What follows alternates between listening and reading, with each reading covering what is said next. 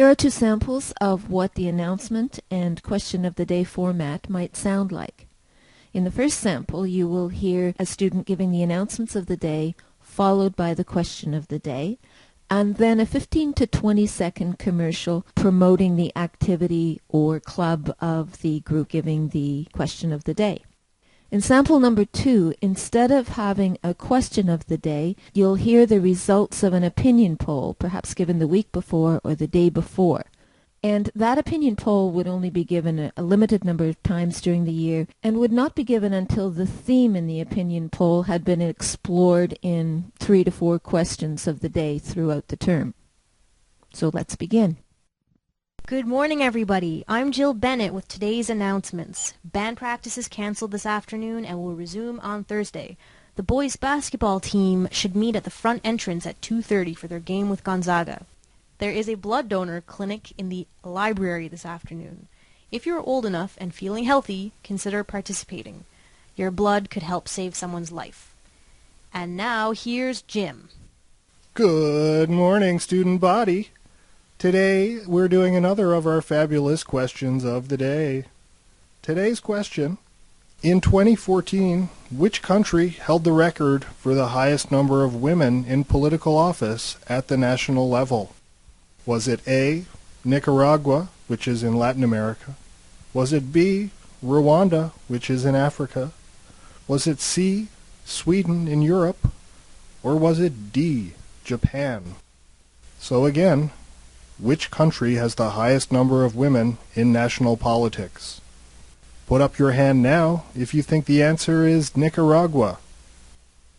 Put up your hand now if you think the answer is Rwanda.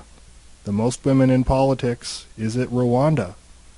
Put up your hand if you think the most women in politics is in Sweden. Sweden. And finally, option D. Put up your hand now if you think the answer is Japan. Okay, if you think the answer was Sweden, you were almost right. 45% of the Swedish National Parliament is made up of women, but the answer is actually B, Rwanda. Women make up 56% of their national government, and that's 10% higher than Sweden. In second place is Andorra, a small European country, and Cuba ranks third. What's so different about Rwanda that they have so many women politicians? During the 1990s, Rwanda went through a horrific civil war with massive genocide and rape of women. When the war was over, Rwandans said, "Never again." The Rwandan constitution provides for a 30% quota of reserved seats for women in all decision-making bodies. That's a UN recommendation that very few countries in the world have actually put into practice. Thank you very much for playing along with this question of the day, and stay tuned for more in Homeroom tomorrow. Today's announcements are brought to you by your Tai Chi Society. Feeling stressed about that English essay due in 2 days? Want to try out martial arts without having to kick anybody? Come and try out this ancient exercise form with us. The Tai Chi Society meets every Monday and Wednesday after school in the cafeteria. And now for sample B, featuring an opinion poll. Good morning, everybody. There are only 2 announcements today. Mr. George's phys ed classes will be going outside today, so if that's you, dress appropriately. And the library will be closed after school today because of a staff meeting. And there's no question of the day today because we now have the results to give you from the opinion poll you participated in last week. The question was, what do you think is the best way to get more women elected as MHAs or MPs, considering there are way more men than women in government? 188 of you said that having a course in politics or democracy in high schools was the best way to get more women elected in politics.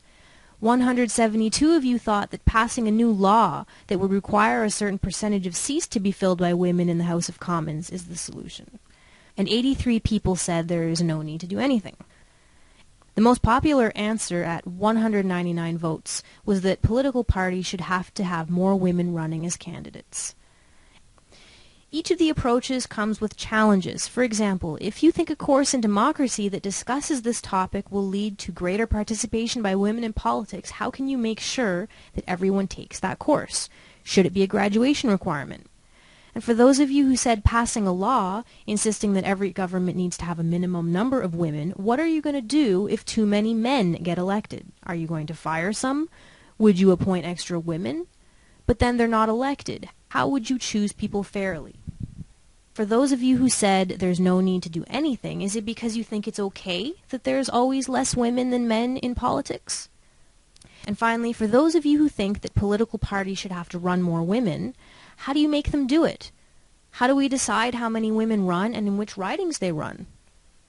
Clearly, there's no easy answer to all this, but it doesn't mean we shouldn't ask these questions. Today's announcements were brought to you by the Chess Club. Yes, student body, people do still actually play chess, and with each other, face-to-face across a table. If you'd like to learn how to play a mind game that's been around since ancient times, or you are looking for someone to play chess with, check us out on Tuesday after school in room 204. We will be going over E5 variations of the Sicilian defense this week.